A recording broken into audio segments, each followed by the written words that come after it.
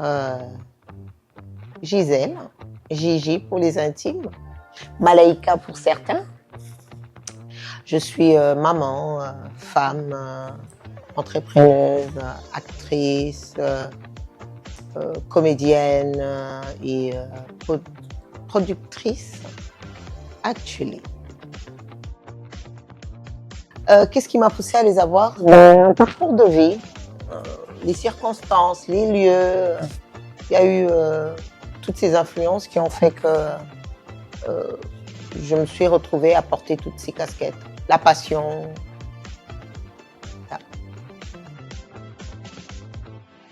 À part être parajuriste, toute autre chose, oui, je voulais le faire. Entrepreneuriat, formellement peut-être non, mais je pense que j'aurais abouti à ça, vu que le métier d'acteur, d'artiste, comédienne, tu finis par devenir entrepreneur, hein, quand tu es aussi productrice, donc tu es entrepreneur. Je pense que oui, j'ai toujours rêvé de faire ce que je fais comme métier actuellement. Je me suis lancée dans plusieurs petits projets, petits à mes yeux, parce que pour moi, il n'y a rien d'impossible, hein, c'est le ciel la limite.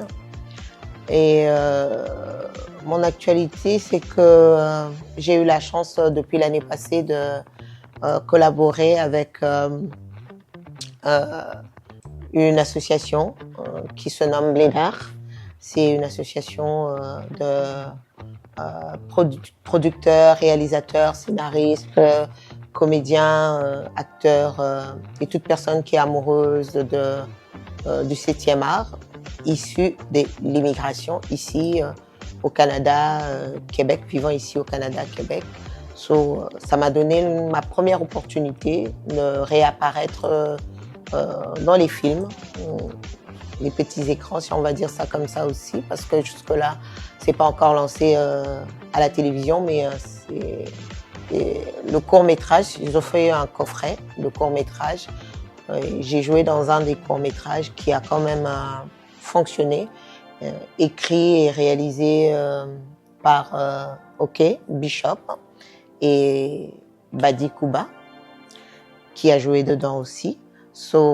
C'était ma première expérience et avec ça et né d'autres expériences dans quelques apparitions dans certains courts-métrages, figurations dans un film de Badi Kouba et pub aussi, télé.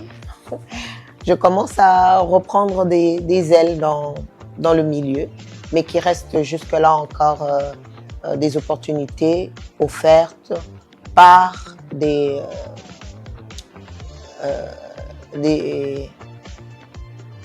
acteurs. Quand je parle d'acteurs, pas acteurs comédiens, c'est-à-dire ceux qui sont dans le milieu, mais qui sont issus de l'immigration. Dans ma trousse actuellement, dans mes casseroles, se préparent quelques affaires, des projets de séries télé, de projets d'émissions, de projets de business aussi. Mais celui-là, il est plus un projet, il est assez concret. J'ai lancé un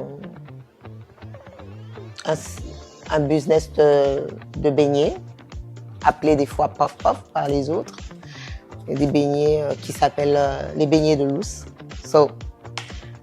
On est dedans. L'entrepreneuriat et plein d'autres petits projets à côté.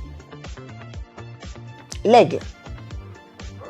Parce que l'aigle vise haut et comme j'ai dit, moi, la limite, c'est le ciel. L'aigle, il ne vole pas en surface. Il vole très haut et il voit les choses que les autres animaux ne voient pas au naturel. Il a une vision perçante. Je pense que, comme moi, j'aime voir les choses avec un œil plus perçant. Je serai l'aigle. le noir, à vrai dire, on dit que le noir n'est pas une couleur parce que le noir, c'est toutes les couleurs réunies. So, comme je me dis que je ne m'identifie pas forcément appartenant à une forme de personne ou de catégorie de personnes. Je suis noire parce que je m'adapte, je vais dire noir, la couleur.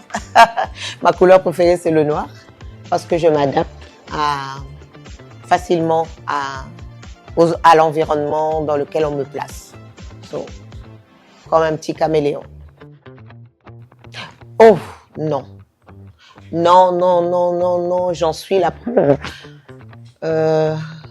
J'ai enfoui durant presque une décennie mon rêve d'actrice et d'évoluer dans le cinéma. Mais avec Blédard et toutes les autres opportunités qui m'ont été offertes, je me suis permise de rêver encore.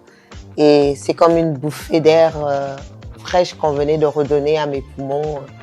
Non, il n'y a pas d'âge, il n'y a pas de trop tard. Tant qu'on vit, on peut rêver. Marron, ça évoque un peu de tout. L'originalité, parce que marron, quand on voit par exemple le marron avec les arbres, avec la terre, c'est singulier, c'est pur, c'est sauvage, ce n'est pas biaisé.